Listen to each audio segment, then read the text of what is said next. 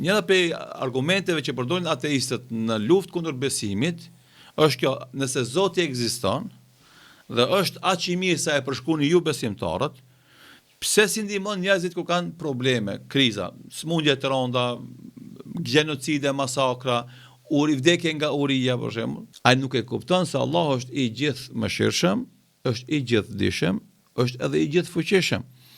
Edhe çdo gjë që vepron në tokë me njerëzit është në përputhje me këto veti që i ka madhënia e tij subhanahu wa taala.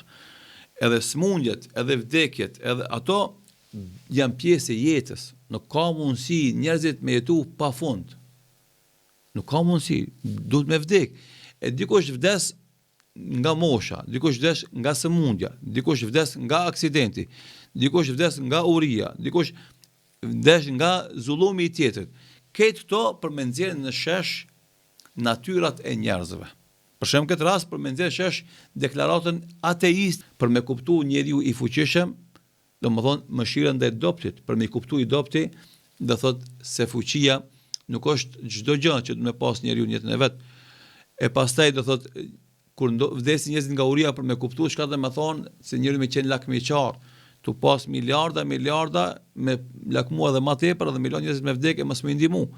Për me dalë në shesh vlera e sadakas, e lëmoshës, e humanizmit, e kështu me radhë, për me dalë në shesh vlera e drejtësisë, kur kemi rast me kasapa që vrasin e thejrin njerëz pa kufi.